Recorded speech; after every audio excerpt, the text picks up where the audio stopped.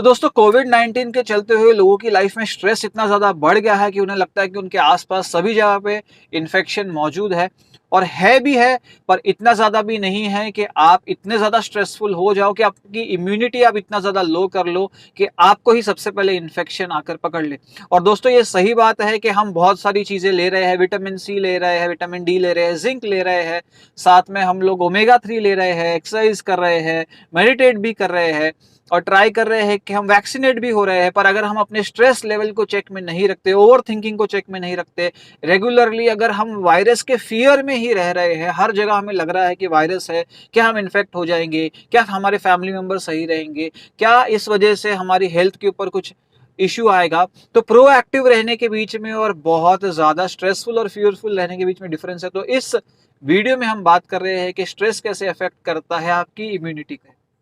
दोस्तों बहुत सारे लोग या आपने भी ये देखा होगा कि कभी आप बहुत ज़्यादा बीमार हो रहे हो, उस टाइम पे आपने नोटिस किया कि आप किस चीज़ के बारे में बहुत ज़्यादा सोच रहे हो, किसी चीज़ को लेके आपका स्ट्रेस बढ़ गया है, मे बी वो फाइनेंशियल स्ट्रेस है या आपके रिलेशनशिप में कोई चीज़ आपको स्ट्रेसफुल लग रही है और आपके जो रेगुलरली होने वाली बीमारियाँ जो आपके साथ ऑलरेडी है, मे बी आपकी डायबिटीज़ है, वो आउट ऑफ कंट्रोल हो गई है या मे बी आपको एलर्जीज़ है, वो बहुत ज़्यादा उसका जो लेवल है वो बहुत ज़्यादा बढ़ गया है, बहुत सारे इन्फेक्शंस है वो बढ़ गए हैं, कफ एंड कोल्ड आपको बहुत ज़्यादा रेगुलरली लगने लग जाती है और आपको लगता है कि जब मैं स्ट्रेसफुल मोमेंट्स में हूँ तभी ये सब चीज़ें क्यों बढ़ रही है। तो रिसर्चर्स ने भी इसके बीच के बहुत सारे जो कनेक्शंस है उनके बारे में पता लगाया और उन्होंने देखा है कि बहुत सारे लेवल पे हमारी इम्यूनिटी जो है वो लो हो जाती है जब हम स्ट्रेसफुल होते हैं और बहुत सारी उस टाइम पे बीमारियां हैं उनका ऑनसेट होता है या तो जो ऑलरेडी है या उनके जो सिम्टम्स है वो बहुत ज़्यादा बढ़ जाते हैं। क्या आपने नोटिस किया है कि आप गए हो कहाँ पर घूमने, आप हॉलिडे पे गए हो और आपको एक पर्टिकुलर प्रॉब्लम है जिससे आप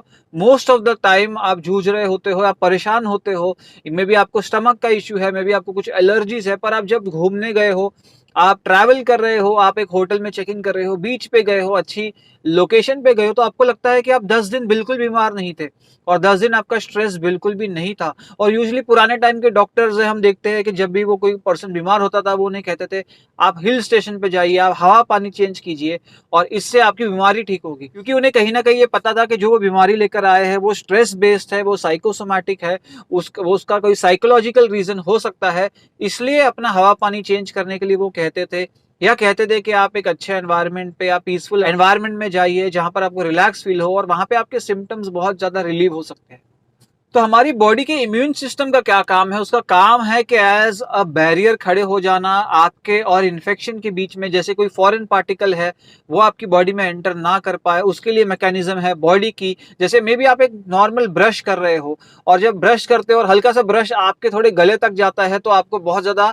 अनकंफर्टेबल फील होता है, आपको कफिंग की तरह फील होता है। क्यों? क्योंकि बॉडी वहां पर सिग्नल कर रही है आपको कि ये एक फॉरेन पार्टिकल है जो एंटर हो रहा है बॉडी में और आपको संकेत दे रही है। सिमिलरली आप कुछ इनहेल कर लेते हो, कुछ फ्यूम्स होती है या कुछ पार्टिकल्स है डस्ट के जो आपके नोज में जाकर आपको कंटिन्यूसली स्नीजिंग करने को देते हैं, ताकि बॉडी वहां पर ही एज अ बैरियर काम कर रही है कि वो जो पार्टिकल है वो वहीं से बाहर निकल जाए, आपकी बॉडी में एंटर ना करे। तो इस तरह का डिफेंस हमारी बॉडी के इम्यून सिस्टम का भी होता है और अंदर से ही बॉडी इन्फेक्शन के साथ ऐसे ही लड़ाई करती है। आपकी बॉडी के जो व्हाइट सेल्स होते हैं वो लड़ते हैं सारी इन्फेक्शन से और आपके ब्लड में मौजूद होते हैं और वो सर्कुलेट कर रहे होते हैं पूरी बॉडी में और वो आपको हेल्प करते हैं किसी भी एक्सटर्नल थ्रेट या इन्फेक्शन से आपको बचाने के लिए। इसी तरह से आपकी बॉडी में एंटीबॉडीज होती है जो प्रिवेंट करती है किसी भी इन्फेक्शन को आपके सेल्स के ऊपर अटैक करने से। और जब भी कोई ऐसा हार्मफुल सब्सटेंस आपकी बॉडी में या कोई इन्फेक्शन आता है तो वो अटैच कर लेती है अपने आप को सेल वॉल्स के साथ में या जो इन्फेक्टेड सेल्स है, ताकि वो जो सेल्स है उसे वो मार्क कर सके डिस्ट्रक्शन के लिए, ताकि वो सेल्स से दूसरे सेल्स तक आपकी जो बीमारी है या इन्फेक्शन है वो ना फैल सके।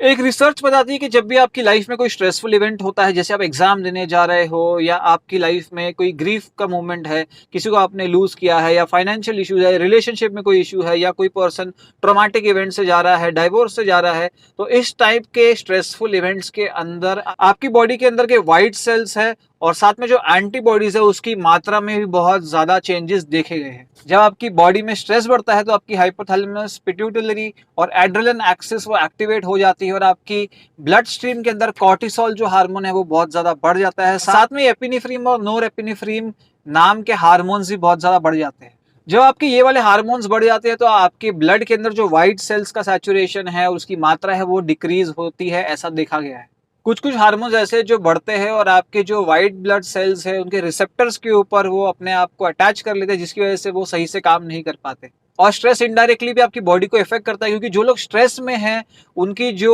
लाइफस्टाइल है उसमें भी चेंज देखा गया है। जैसे कि वो कम सो पा रहे हैं, वो ज़्यादा में भी बिंज ईटिंग कर रहे हैं, या बहुत ज़्यादा कम खा रहे हैं, या एक्सरसाइज कम कर रहे हैं, या मे बी अपनी लाइफस्टाइल का ध्यान नहीं रख रहे, या स्ट्रेस को कम करने के लिए वो अल्कोहल या स्मोकिंग का सहारा ले रहे हैं। तो ये और एक एड ऑन हो जाता है जो आपके इम्यून सिस्टम को सप्रेस कर देता है। और एक तो इंटरनल फैक्टर्स की वजह से इम्यून सिस्टम डिस्टर्ब हो गया, साथ में ये सब एक्सटर्नल फैक्टर्स भी जो एड ऑन हो गए, उसकी वजह से भी जो आपकी इम्यूनिटी है वो लो डाउन हो जाती है। बहुत सारी और रिसर्चेज है जिसने कैंसर के और स्ट्रेस के बीच के अंदर के भी लिंक को स्टडी किया है और देखा है कि जो मल्टीप्लिकेशन ऑफ द सेल्स है कैंसर में, वो भी स्ट्रेसफुल इवेंट्स के अंदर ज्यादा देखा गया है। तो दोस्तों, स्ट्रेस के ऊपर, कॉर्टिसोल के ऊपर हमने एक पूरा वीडियो किया है। अगर आपको वो वीडियो देखना है तो आप इस बटन को क्लिक कर सकते हो, इस चैनल के ऊपर उस वीडियो को देख सकते हो। और जब स्ट्रेस आपकी लाइफ के अंदर इतनी सारी इश्यूज लेकर आता है और आपका हाई ब्लड प्रेशर होता है, आपको हार्ट डिजीज तक दे सकता है, बहुत सारे और इश्यूज है, स्टमक के इश्यूज है जो स्ट्रेस की वजह से बढ़ सकते हैं।